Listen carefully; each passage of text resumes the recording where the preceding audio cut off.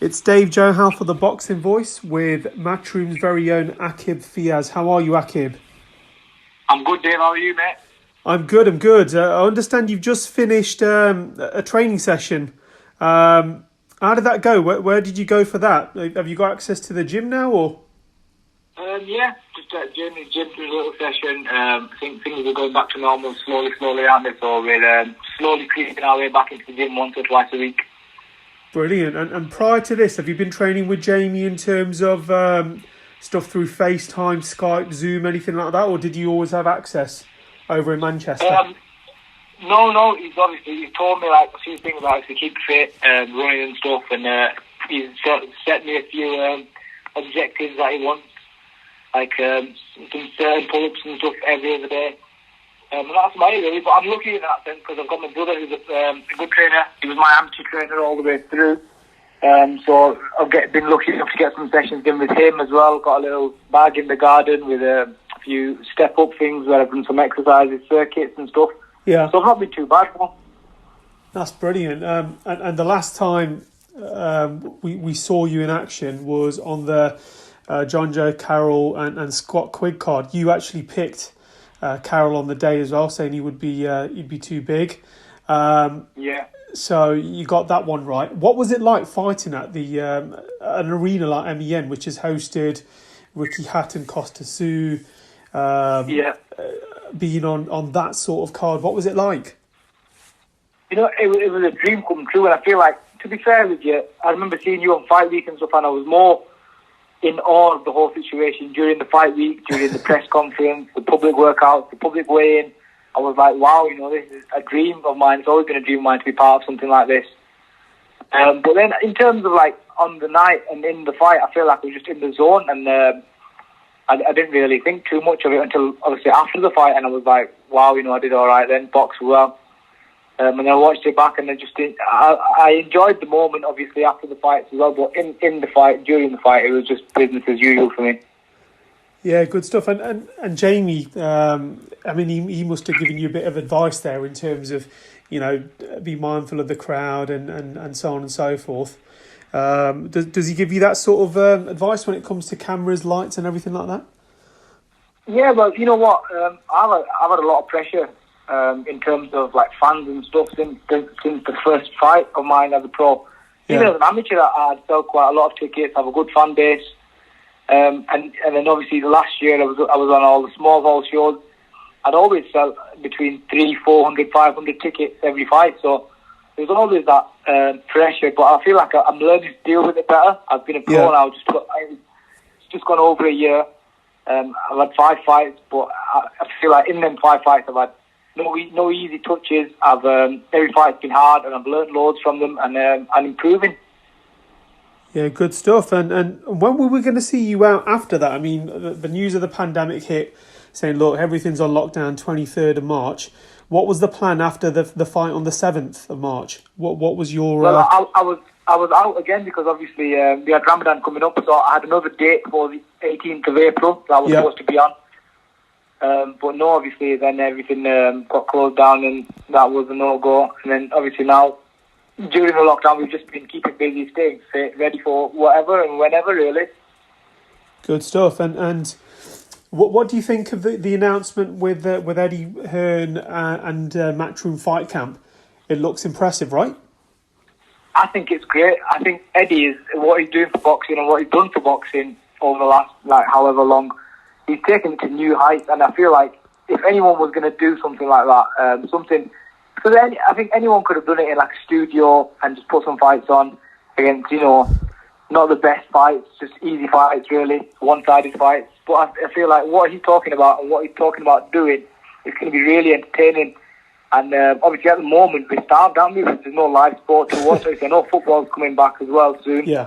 But we just want to watch some sports, like me as well as a fan. Like if I'm not part of it, I just want to watch something. So you know, it's great for boxing, definitely.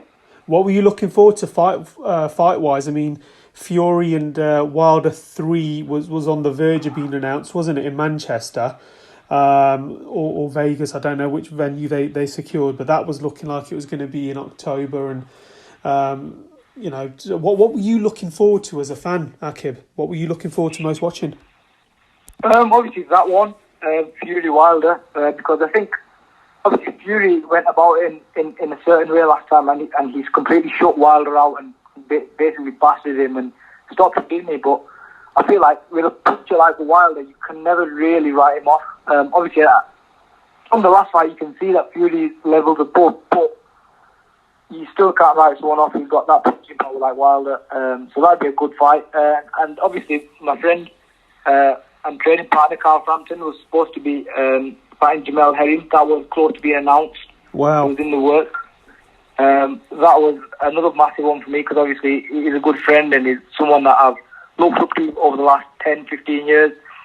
And it would have been great to see him and be part of him winning another world title.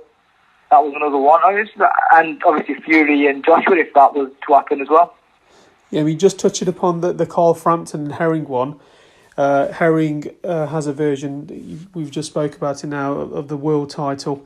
I mean, just being part of Frampton's camp, how do you think he would have beat Herring? Do you think it would have come easy, or do you think Carl is naturally the better boxer there?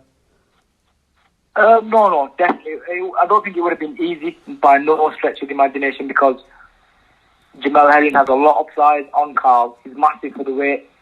But what I do think is Carl's boxing brain, and in a boxing fight, I don't think many will outbox him because he's very, very good boxing-wise. Obviously, we've seen with Warrington, when Warrington got him into a fight and dragged him in and he fought on instinct and didn't really think about it. That's why he had a poor performance, in my opinion. But when Carl thinks boxes to a game plan and has his head screwed on, he's a great fighter, as we know. Yeah, I mean, that would have been excellent if that fight could have been made. I mean, who knows? I mean, it could still be in the pipeline, right? If it does happen. And just looking at your rank, your weight division, super featherweight. We spoke about Herring, but how do you rate the other champions? I mean, we've got Dazn in there as well, Burchelt, Santa Cruz is still popping around, Alvarado. Is Herring the person to beat, do you think, or is it still Santa Cruz? In my opinion, yes, Jamel Herring is probably. I think he'd have the better of Santa Cruz. Obviously, Santa Cruz again, he's a great champion. What is he, four-weight champion now? Yeah. So you've got to give him his credit. He is as good as they say. But I've just not really seen anything too different from him. Like, he's always been very similar throughout his career. Diaz again, he had a good fight against Tevin Farmer, didn't he? When he beat him. In my opinion, I was saying to everyone for a long time that's the way to beat Tevin Farmer. And Diaz did exactly what I thought would beat him. And he did exactly that. He walked him down, frustrated him. And yeah, that's how you beat someone like Tevin Farmer, who's classy, he's skillful. He's very good to watch as well, easy on the eye. But in my opinion, Burchelt's another one as well. I wouldn't say underrated, but he's probably up there as well. Obviously, he's a great fighter. Someone that I watch. I mean, it's a fantastic division, isn't it? Nice to see so many British talents in there, and even like Carroll's in there as well. Farmer, yes, he's ranked number 5 in one of the bodies, but it's a division that's buzzing, isn't it? Joe Cordina in the top 10 as well. In the IBF. It's a thriving division. You've got Zelfa Barrett as well from Manchester, another great fighter as well. Yeah, I mean, do you have much to do with Zelfa? Have you sparred him or? Yeah, me and Zelfa sparred quite a lot, and he's someone that I learned quite a bit off as well. And he's a top talent. I sparred him years ago as well when I was a young amateur, 15, 16 years old, sparred a couple of times. And then we sparred quite a lot recently because obviously we've got the same manager in Steve Wood. So the first time he organised the spar, and then we've had good work ever since.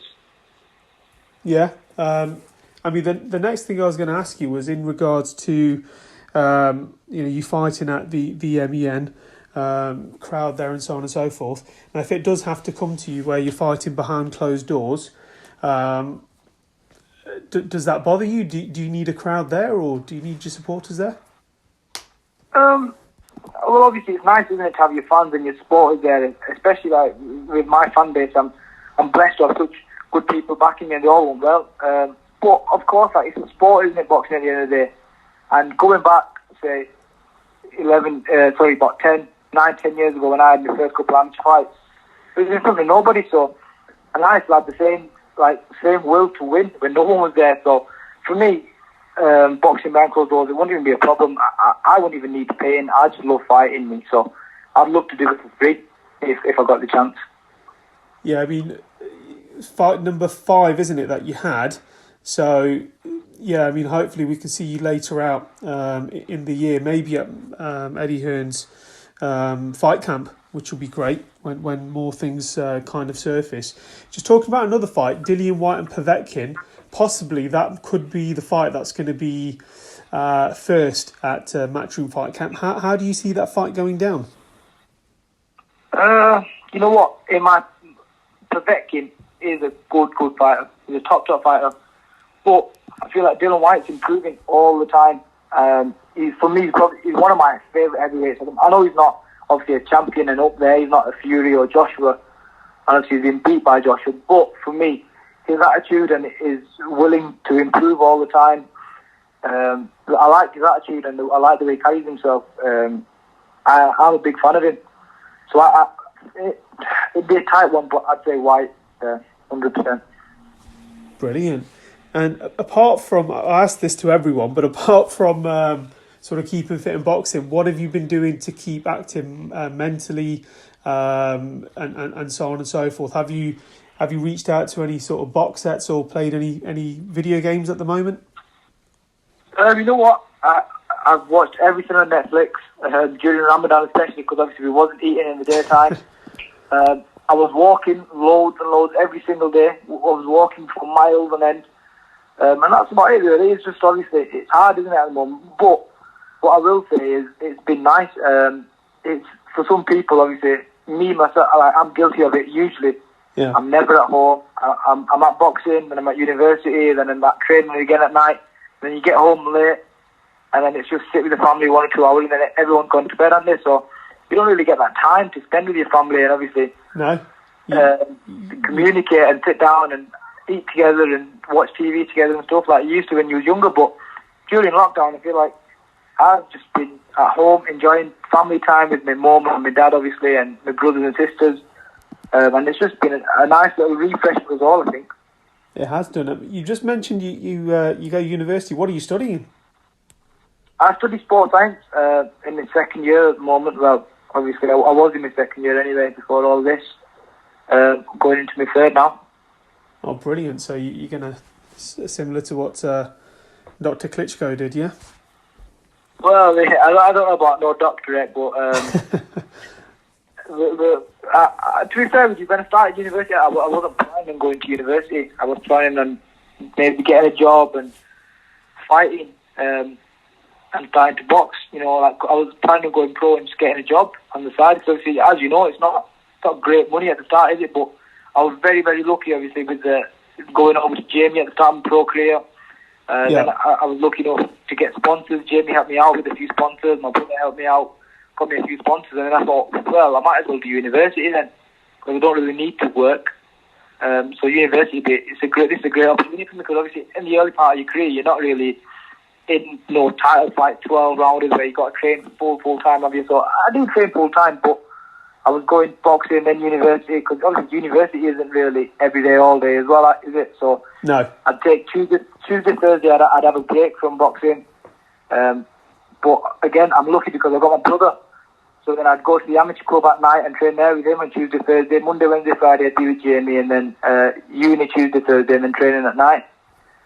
Yeah. So I felt like it was a great opportunity, and I was blessed to be in that position, really. Good stuff. And Manchester, it's fair to say it's a sporting city. You know, 2 massive football teams, boxing as well. Are you a red or a blue? I'm a red, yeah. But to be fair, I've heard that the Premier League's back on, so I'm not too happy at the moment anyway. Rather have it cancelled off to say it never happened. Yeah. Good stuff. Aqib, just very finally, have you got a message for all the fans out there?